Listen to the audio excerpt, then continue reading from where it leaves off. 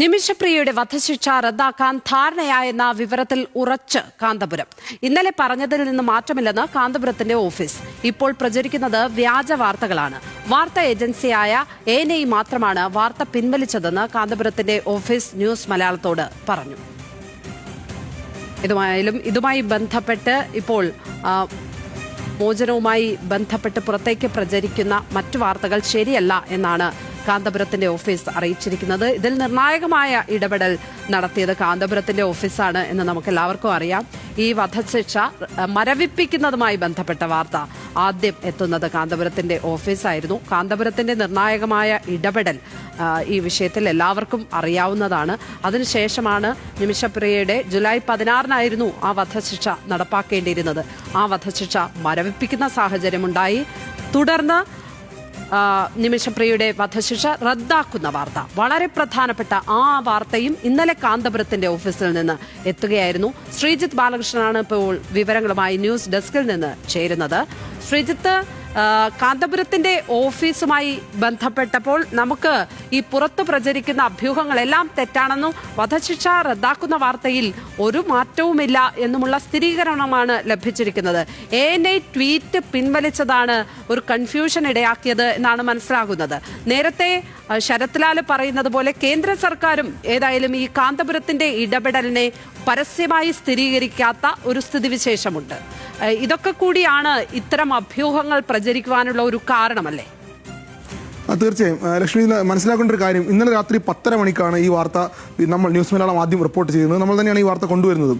അതായത് ഈ വധശിക്ഷ ആദ്യം മരവിപ്പിച്ചു, ജൂലൈ 15-ന് മരവിപ്പിക്കുന്നു. പിന്നീട് റദ്ദാക്കാൻ ധാരണയാകുന്നു എന്ന കാര്യം ഇന്നലെ രാത്രി 10:30 കാന്തപുരത്തിന്റെ ഓഫീസിൽ നിന്ന് അറിയിക്കുന്നു. നമ്മൾ ഈ വാർത്ത ആദ്യം റിപ്പോർട്ട് ചെയ്യുന്നു. അതിന്റെ തുടർച്ചയെന്നോണം ഇന്നലെ രാത്രി മുഴുവൻ ഇക്കാര്യം ചർച്ചയായി. എല്ലാ മാധ്യമങ്ങളും ഏറ്റെടുക്കുകയും ചെയ്തു. ഏതാണ്ട് എല്ലാ കാര്യങ്ങളും അക്കാര്യത്തിൽ വലിയ വിശദീകരണം കാന്തപുരത്തിന്റെ ഓഫീസിൽ നടക്കാം. പിന്നീട് കേന്ദ്ര സർക്കാരിനടക്കം അവിടെ സുപ്രീം കോടതിയിലുള്ള അഭിഭാഷകരായിട്ടുള്ള സുഭാഷ് ചന്ദ്രൻ അടക്കം ഇക്കാര്യത്തിൽ സ്ഥിരീകരണം നടത്തുകയും ചെയ്തു. വധശിക്ഷ റദ്ദാക്കുന്നതുമായി ബന്ധപ്പെട്ട് ധാരണയായിരിക്കുന്നു.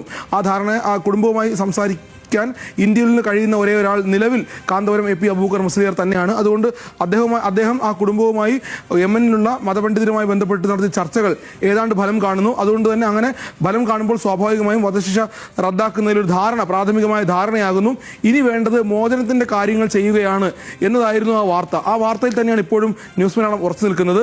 കാരണം വധശിക്ഷ റദ്ദാക്കാൻ പോകുന്നു എന്ന വാർത്ത വരുമ്പോൾ തന്നെ ജൂലൈ 15 മുതൽ തന്നെ ഈ റദ്ദാക്കുന്നതിനെ ഒഴിവാക്കാൻ വേണ്ടി, അല്ലെങ്കിൽ അത് യമനിൽ എന്താണോ സാഹചര്യം ആ സാഹചര്യത്തെ ഇല്ലാതാക്കാൻ വേണ്ടി ഇന്ത്യക്ക് പ്രതീക്ഷ നൽകുന്ന, നിമിഷപ്രിയയ്ക്ക് പ്രതീക്ഷ നൽകുന്ന, നമുക്ക് പ്രതീക്ഷ നൽകുന്ന ഒരു വാർത്തയെ ഇല്ലാതാക്കാൻ വേണ്ടി പല തരത്തിൽ നിന്നും പല കോണിൽ നിന്നും സാമൂഹ്യ മാധ്യമങ്ങൾ വഴി വലിയ ഇടപെടൽ ഉണ്ടായി എന്ന് കഴിഞ്ഞ 15 ദിവസത്തെ അനുഭവം നമ്മളുടെ കൺമുന്നിലുണ്ട്.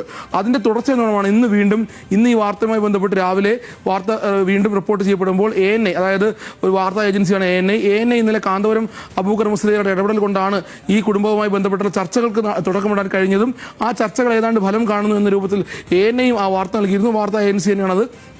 ആ വാർത്ത നൽകിയത് കാന്തപുരത്തെ കോട്ട് ചെയ്തുകൊണ്ടാണ്. ആ കോട്ട് ചെയ്ത ട്വീറ്റ് ANI ഇന്ന് പിൻവലിച്ചു.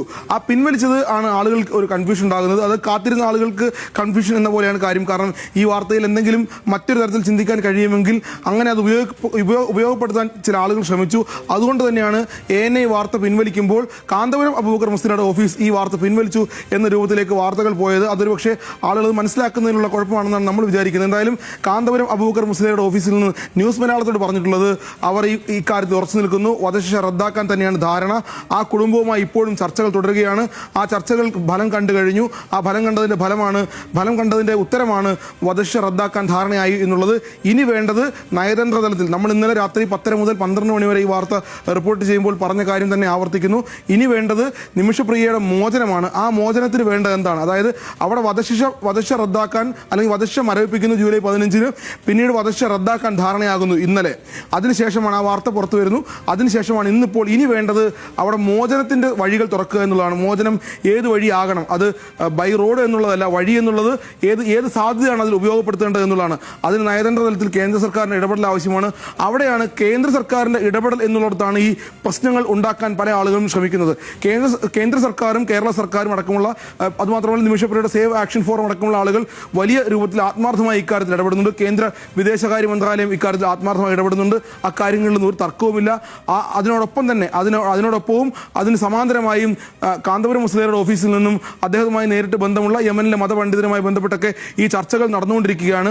അതിലൊരു അക്കാര്യമെല്ലാം വളരെ വ്യക്തമായി എല്ലാവർക്കും അറിയാവുന്ന കാര്യവുമാണ്.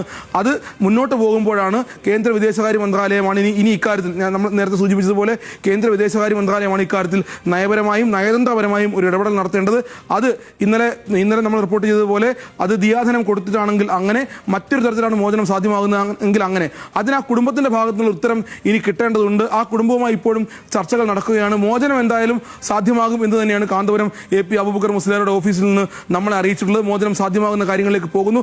അതില്ലാതാക്കാനുള്ള ശ്രമം ആരുടെ ഭാഗത്തുനിന്ന് ഉണ്ടാകരുത് എന്നൊരു അഭ്യർത്ഥന കൂടി ഈ വാർത്തയുടെ ഭാഗമായി നൽകേണ്ടതുണ്ട്. കാരണം ഇവിടെ നടക്കുന്ന എല്ലാ ചർച്ചകളെയും, ഇവിടെ നൽകുന്ന എല്ലാ പോസിറ്റീവായിട്ടുള്ള ഗുണപരമായിട്ടുള്ള പ്രതീക്ഷ ഉണർത്തുന്ന വാർത്തകളെയും അവിടെ എത്തിക്കുന്നത് മറ്റൊരു രൂപത്തിലാണെന്ന് സാമൂഹ്യ മാധ്യമങ്ങൾ കാണുമ്പോൾ നമ്മൾ കൂടി കാണുന്നുണ്ടത്.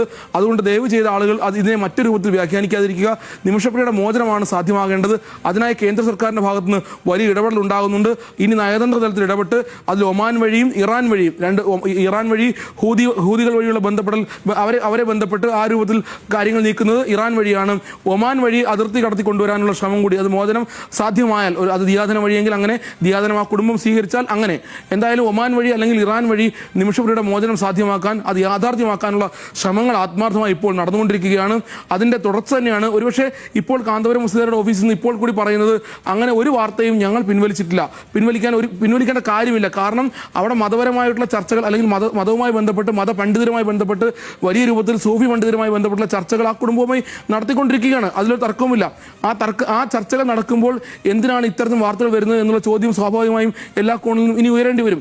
അതുകൊണ്ട് ദയവ് ചെയ്ത് അത്തരം വാർത്തകളിലേക്ക് പോകരുത്. ആ ചർച്ചകൾ തുടരട്ടെ. നിമിഷപ്രിയയുടെ മോചനം സാധ്യമാകട്ടെ. മോചനം സാധ്യമാകാൻ ഇനി കേന്ദ്ര സർക്കാരുമായി ബന്ധപ്പെട്ട് അവിടെ തീർച്ചയായും കേന്ദ്ര സർക്കാരിന്റെ ഭാഗത്ത് നിന്നാണ് ഇനി നിർണായകമായ ഇടപെടലുകൾ വേണ്ടിയത്.